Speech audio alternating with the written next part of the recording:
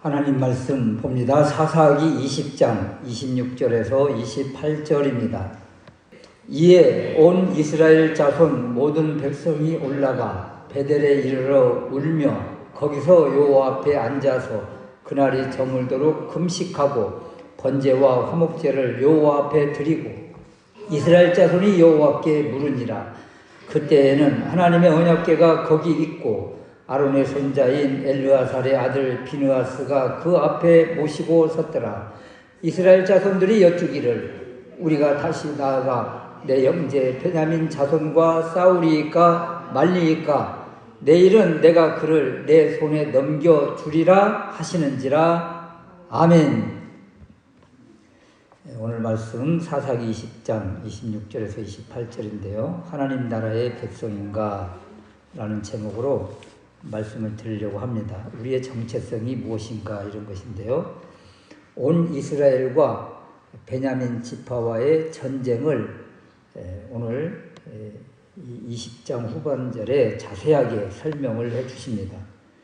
그런데 이 전쟁의 성격, 이 전쟁의 모습을 보면 여호수아 시대 이스라엘이 가나안과의 전쟁 때의 모습과 너무나 비슷하다.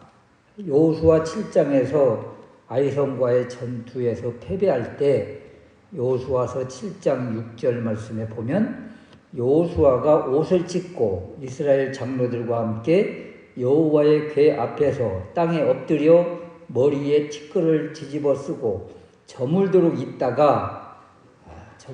이렇게 하나님 앞에 있다가 패배의 원인을 알게 되고 그리고 아간의 문제를 해결한 후에 8장에 이제 전쟁의 모습인데 일부는 먼저 가서 싸움을 걸고 또 일부는 뒤에 매복한 다음에 그 아이성 그 군사를 이제 앞으로 나오게 하잖아요. 성에서 나오게.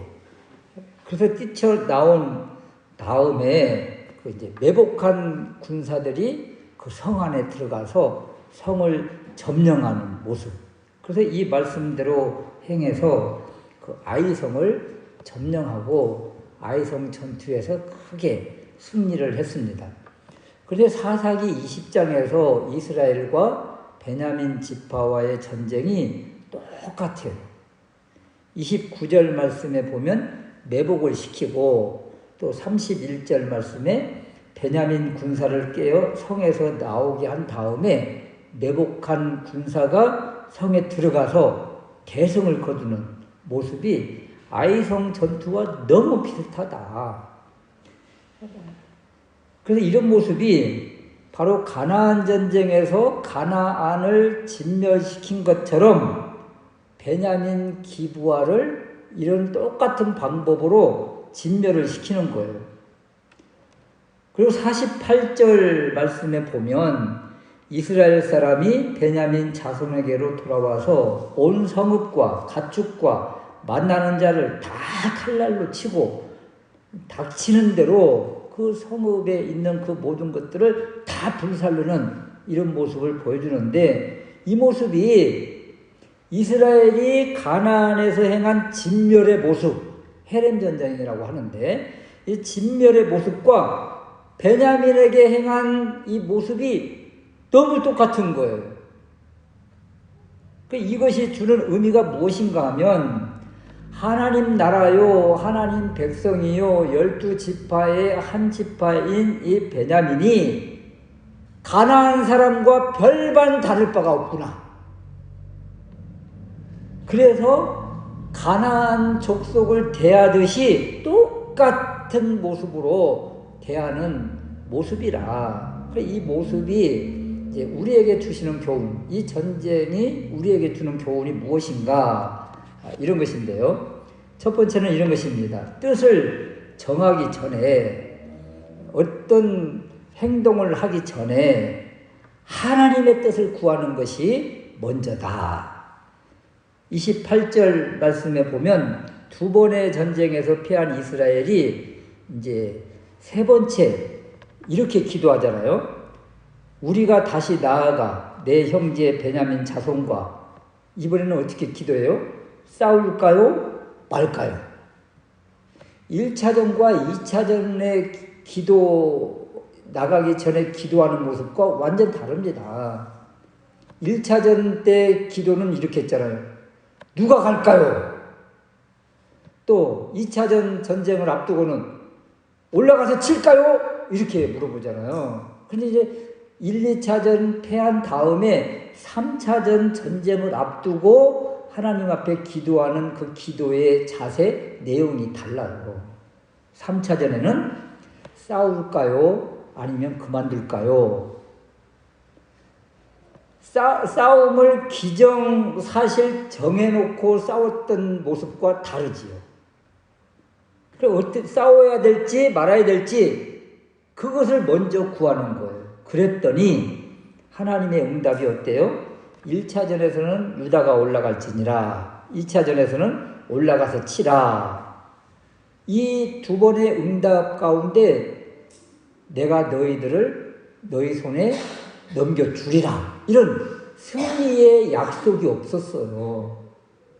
그런데 세 번째 이번에 기도에 대한 응답은 어떻게 임하는가? 28절 후반절 말씀에 보면 올라가라, 내일은 내가 그를 내 손에 넘겨주리라, 이렇게 확실한 승리의 약속을 주시더라, 이런 것입니다. 그래서 온 이스라엘이 1차전, 2차전, 3차전 이 전쟁을 하는 가운데 기도하는 모습, 기도하는 내용, 이런 것들을 바라보면서 뜻을 미리 정하고 또 행동하고 그 다음 기도할 것이 아니라 어떻게 해야 될 것인지를 먼저 하나님의 뜻을 구하는 것이 먼저다. 그러니까 어떤 일을 하기 전에, 어떤 계획을 세우기 전에 하나님 앞에 먼저 하나님의 뜻을 구하는 기도의 무릎이 먼저 세워져야 된다. 뭘 다 정해놓고 하나님 선한 길대로 인도해달라고 기도하는 것이 아니라 이렇게 먼저 모든 것을 다 내려놓고 하나님의 뜻을 구하는 이런 모습으로 기도할 때 하나님이 바른 응답을 주신다. 자기 생각을 다 정해놓고 기도하는 것은 하나님을 끌고 가는 모습과 똑같아요. 내가 이렇게 할 테니 하나님 해주세요, 알아서 해주세요, 이런 것과 똑같은 모습이죠. 그래서 하나님의 뜻을 먼저 구하는 우리가 되었으면 좋겠습니다. 두 번째는 이제 베냐민 지파의 남은 자가 600명이다. 이것은 무슨 의미인가? 이런 것인데요. 29절에서 35절의 내용에 또 똑같은 이 기도의 전쟁의 모습을 다시 반복을 해줘요. 그래서 이 조금은 더 세밀하게 29절에서 35절, 또 36절에서 48절 두 번에 걸쳐서 똑같은 내용을 이렇게 반복해서 이렇게 표현해주고 계시는데, 베냐민 군사들의 죽은 숫자가 나오는데 36절 말씀에는 25,100명이 죽습니다. 25,100명. 그리고 이 25,100명의 숫자를 다시 이제 세분화해서 설명해 주는데 44절에서 18,000명이 죽고, 또 45절에서 광야로 도망간 그들을 추적해서 5,000명이 죽고, 또 뒤따라가서 2,000명을 죽였다. 그래서 46절에서 죽은 자를 합했더니 25,000명이고 남은 자는 600명이다. 처음에는 죽은 자가 25,100명이라고 했다가 똑같은 사건을 다시 기록한 곳에서는 25,000명이라. 이제 숫자를 이렇게 자세히 관찰하는 이제 수학적인 지식을 가진 이과생들이 볼 때는 아니, 똑같은 사건을 지금 두 번에 걸쳐서 기록하면서 한쪽에는 25,100명, 한쪽에서는 25,000명. 그러면 100명은 어디 갔어? 막 이렇게 찾는 경우가 많고, 또 하나는 베냐민 지파의 군사가 총 26,700명이 나옵니다. 26,700명. 이게 26,000명으로 기록을 했다가 그 다음 기부하 사람들 700명이 합류를 해서, 왼손잡이 700명이 합류를 해서 26,700명으로 나와요. 그런데 그러면 남은 사람이 600명이라면 죽은 숫자가 몇 명이어야 돼요? 26,100명이어야 돼요. 그런데 뭐 전후 좌우를 다 살펴봐도 25,100명, 또 한쪽에서는 25,000명. 그러니까 26,700명에서 600명 남았으면 26,100명이어야 되는데 어디 갔을까? 나머지 1,000명은. 그러면 이렇게 수리적으로 계산이 밝은 사람들, 숫자에 밝은 사람들은 어디 갔지? 이렇게 찾을 수가 있어요. 근데 성경에는 그런 자세한 내용이 또 기록이 안 되어 있다는 얘기죠. 그런데 48절 말씀에 보면 온 성읍과 가축과 만나는 자를 다 칼날로 치고 닥치는 성읍은 모두 다 불살랐다. 이 기록이 있잖아요. 그리고 남은 자가 600명이라는 거예요.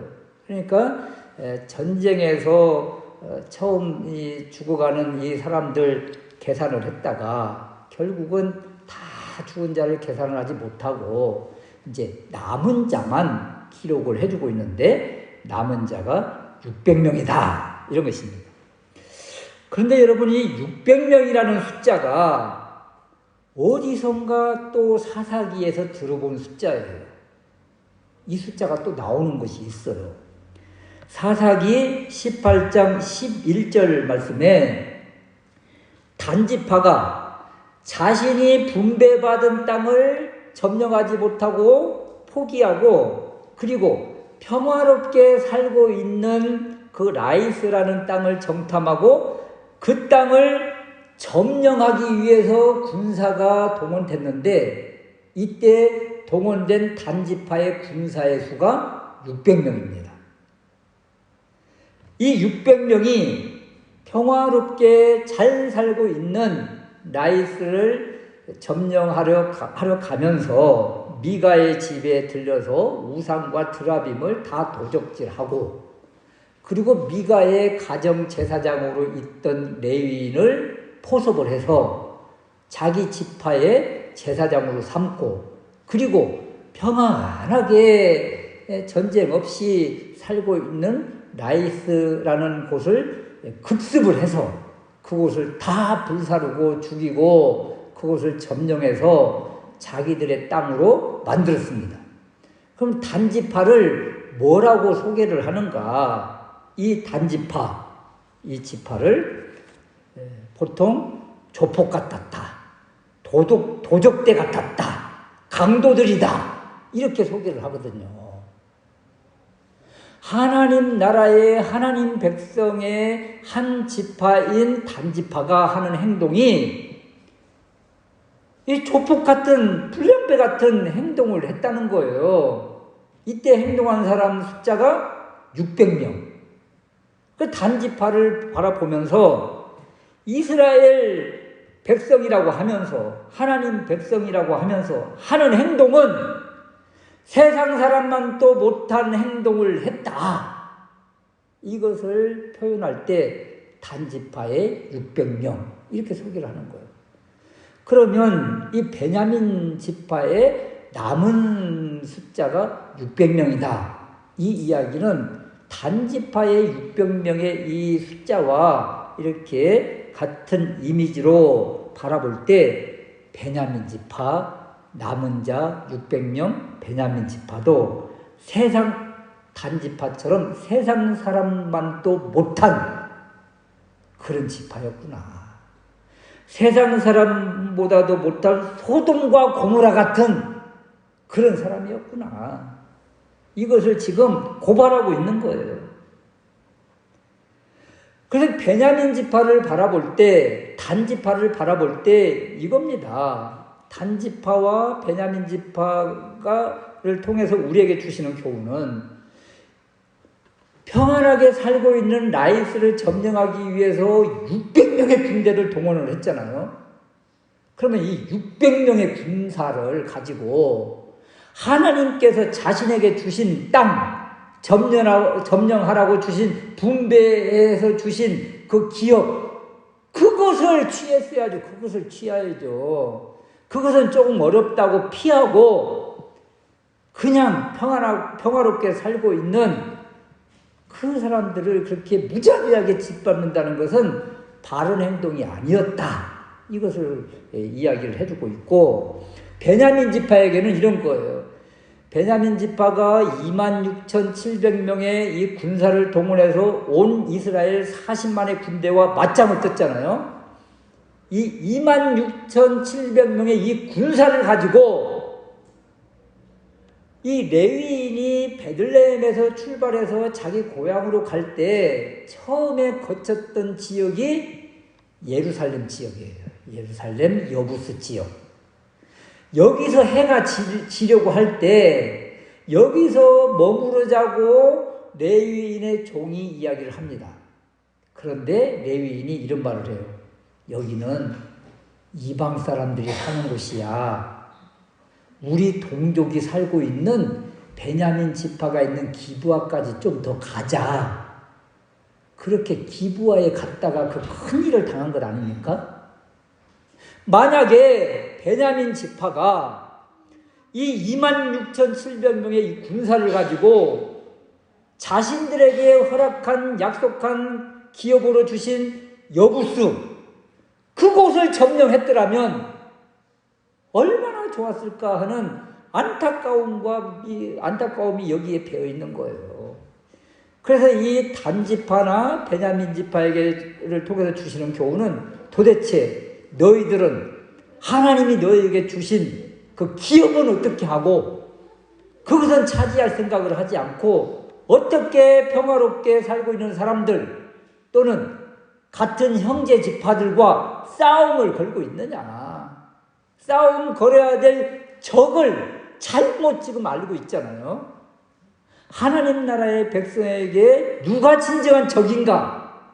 이걸 제대로 알지 못한 모습이 이 베냐민 지파의 모습, 단지파의 모습이다. 동족에게 칼을 겨눌 것이 아니라 적군이 누구인가를 분명히 좀 알아라. 이것을 사사기 마지막 부분에 이 전쟁을 통해서 우리에게 주시는 거예요. 너희들은 정말 하나님 백성인가? 그리스도인인가? 너희들의 진정한 적은 누군가? 이것을 알고 삶 가운데에서 세상 가운데에서 살아라. 이것을 우리에게 주십니다. 명절 만남의 기회 이렇게 이런 것들도 주신 것도 하나님 나라의 백성으로서 하나님 자녀로서 그리스도인으로서 맡은 사명, 직분 잘 감당하라는 그런 의미가 이 안에도 있는 것이죠. 그래서 베냐민 지파, 단지파 이 600명이라는 이 숫자를 통해서 우리의 진정한 적이 누구인지를 깨닫고 삶 가운데서 세상과 또 악한 것들과 타협하지 않고 믿음으로 승리하는 우리 모두가 될 수 있으시기를 주님의 이름으로 축원합니다.